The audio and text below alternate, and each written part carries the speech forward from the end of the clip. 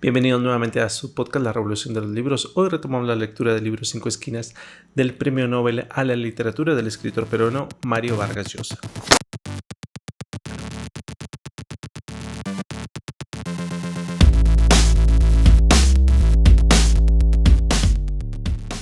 Capítulo 9. Un negocio singular. Cuando Enrique vio entrar a su oficina a Rolando Garros, sintió el mismo disgusto que la primera vez. Estaba vestido con la ropa de 2 semanas atrás y caminaba braceando y taconeando con sus zapatones de altas plataformas como queriendo crecer. Llegó hasta su escritorio. Él no se había puesto de pie para recibirlo y le extendió la mano flácida y húmeda que Enrique recordaba con asco. Eran las 10 de la mañana. Había llegado a la cita puntualísimo. Como me imagino que esta conversación va a ser grabada, le propongo que no hablemos del asunto que usted sabe, le dijo Garro de entrada, con la vocecita atiplada y sobradora de la otra vez, sino de lo que me trae aquí. Y como sé que usted es un hombre tan ocupado, no quiero quitarle su precioso tiempo. Se lo planteo sin preámbulos. Vengo a proponerle un negocio. ¿Un negocio?, se sorprendió el ingeniero. ¿Usted y yo? Sí, usted y yo, repitió el periodista, riéndose desafiante. Yo, el enano inexistente, y usted, el dios del Olimpo empresarial peruano. Se rió de nuevo con la anómala risita que le encogía los ojitos burlones y añadió con mucha convicción, luego de una pausa estratégica. Destapes es un pequeño semanario de escasa circulación solo por falta de medios, señor Cárdenas, pero esto podría cambiar de manera radical. Si un empresario con su prestigio y su fuerza se decidiera a invertir en ella, la revista llegaría a todo el Perú, sería imbatible y la leerían hasta las piedras. Yo me encargo de eso, ingeniero. ¿Era por ahí el chantaje, pues? ¿Pedirle que invirtiera en un mundo pasquín amarillo? Veía a este sujeto vestido de esa manera tan estrafalaria y chillona y pensaba qué contraste hacía con su oficina tan moderna y elegante, de muebles escandinavos funcionales y discretos, y esos grabados en las paredes con los dibujos mecánicos y los surtidores, poleas y tuberías que la decoradora Leonorcita Artigas había mezclado con bellas vistas de los desiertos y las olas espumosas de las costas y los imponentes nevados andinos. Explíqueme un poco mejor de lo que me habla, señor Garro, dijo disimulando su desagrado, pero a pesar de sus esfuerzos estuvo seguro que en su voz se traslucía una repugnancia que sentía por el pobre diablo que tenía delante. $100,000 para comenzar, dijo el periodista, encogiendo los hombros, como si se tratara de una suma risible. Una bicoca para usted. Después, cuando compruebe lo bien que le va con esa inversión, el excelente negocio que está haciendo, habría que aumentar el capital. Por lo pronto, me permitiría doblar el tiraje y duplicar la redacción, mejorar el papel y la impresión. Yo ni siquiera vería el dinero. Usted pondría el gerente, administrador, espía o como quiera llamarle, alguien de su absoluta confianza. El asunto es muy sencillo. Más que su plata, me interesa su nombre, su prestigio. Si usted se asocia conmigo, la tierra que me tienen los publicistas y sus agencias desaparecerá en el acto. El semanario se volverá respetable y por lo tanto se llenará de avisos. Le aseguro que hará usted una excelente inversión, ingeniero. Le brillaban los ojitos mientras hablaba y Enrique vio que tenía los dientes manchados de nicotina. Además masticaba algo, tal vez un chicle, sería un tic. Antes que siga, quiero prevenirle de una cosa, señor Garro, dijo él, endureciendo la voz y clavando la mirada en los ojitos movedizos del visitante. No sé por qué usted me trajo ese regalo en su visita anterior. La persona que aparece en esas fotos no soy yo. Tanto mejor, ingeniero, aplaudió teatralmente el periodista, encantado con la noticia. Me alegro muchísimo. Ya me lo imaginaba por lo demás. Pero ya le dije que no quería hablar de eso ahora. No solo porque usted me está seguramente grabando esta conversación, sino porque no hay ninguna relación entre la visita mía de ahora y la anterior. He venido a proponerle un negocio y nada más. No le busque 3 pies al gato sabiendo que tiene 4. Mi ramo no es el periodismo y no me gusta invertir en cosas que no conozco, dijo Enrique. En todo caso, si usted tiene un proyecto con estudios de mercado y de factibilidad, déjeme en el departamento técnico de la empresa, lo estudiará con seriedad debida. Eso era todo, señor Garro. Claro que le he traído un proyecto por escrito, dijo Garro, palpando el maletín de cuero descolorido que tenía sobre las rodillas. Pero me gustaría explicarle un poco más, de viva voz, lo que podríamos hacer con la ampliación de destapes. No me tomará más de 10 minutos, le prometo. Enrique, resistiendo las ganas que tenía de despachar ese tipejo de la oficina de una vez y no volver a verlo nunca más, asintió sin decir palabra.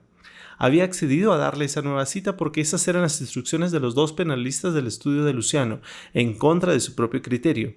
Una sorda cólera se iba apoderando de él. El morbo es el vicio más universal que existe, pontificó el hombrecito con su voz chillona y suficiente, sin apartar los ojos de Enrique moviendo suavemente las mandíbulas. En todos los pueblos y en todas las culturas, pero sobre todo en el Perú. Supongo que usted lo sabe de sobra. Somos un país de chismosos. Queremos conocer los secretos de la gente y de preferencia los de cama.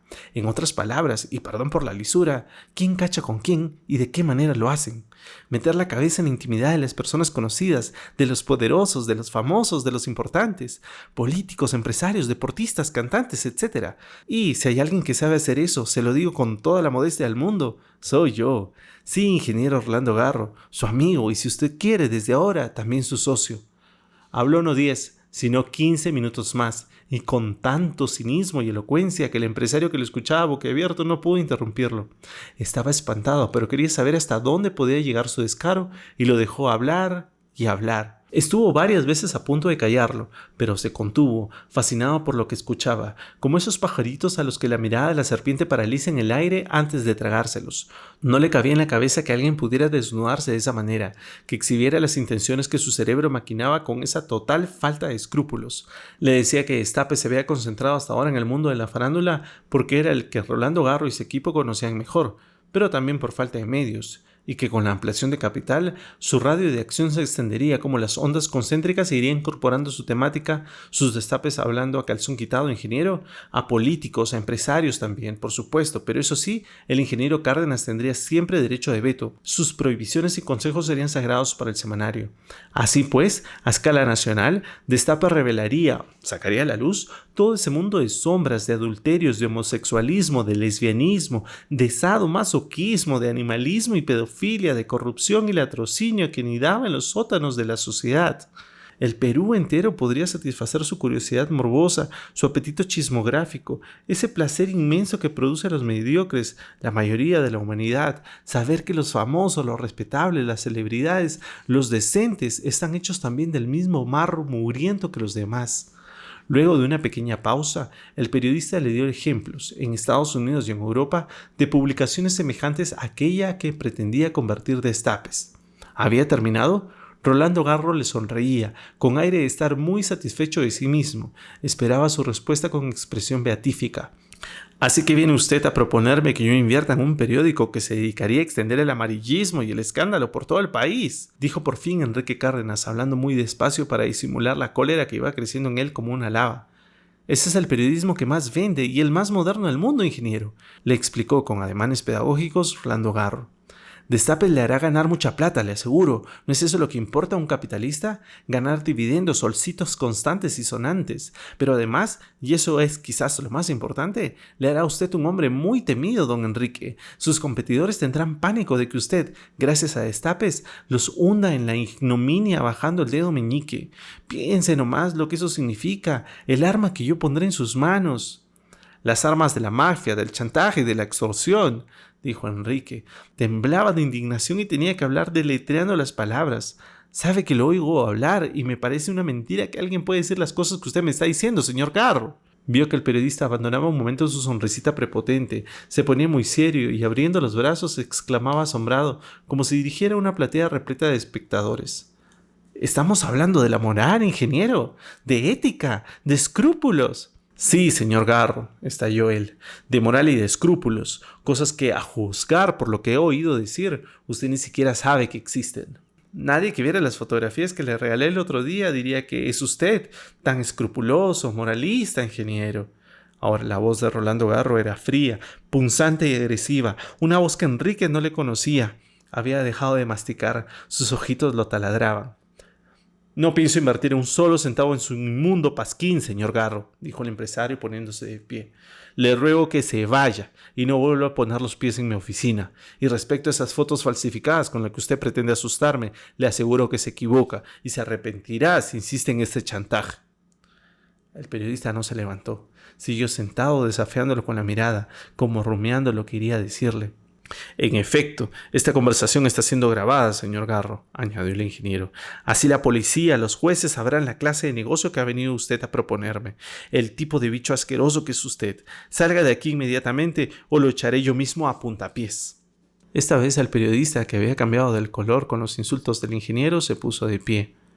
Asintió un par de veces y luego con sus andares tarzanescos habituales se dirigió sin prisa a la puerta de salida, pero antes de partir se volvió a mirar a Enrique y le dijo con su sonrisita burlona recobrada y su voz chillona: Le recomiendo el próximo número de Destapes, ingeniero. Le juro que le interesará mucho, de principio a fin.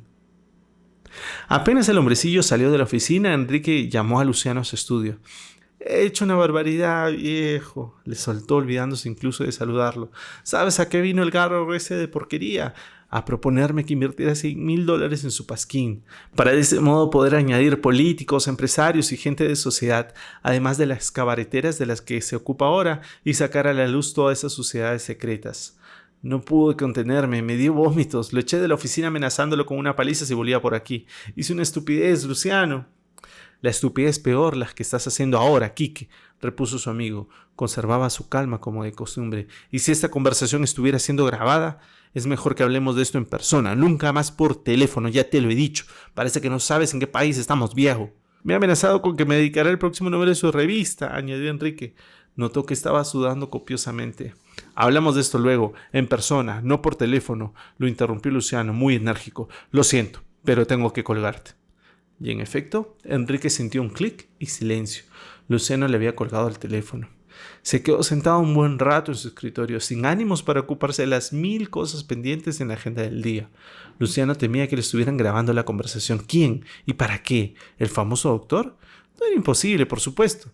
Luciano le había contado la entrevista que tuvieron él, los dos finalistas y los presidentes de la CONFIEP y la Sociedad de Minería con el jefe de Servicio de Inteligencia. El doctor pareció indignado con el intento de chantaje. Le aseguró que él pondría en vereda al chantajista. Conocía de sobra a ese periodista y le haría revelar a sus cómplices si los tenía. ¿Cumpliría su palabra? Enrique ya no se fiaba de nadie. Desde hace algún tiempo todo era posible en el Perú.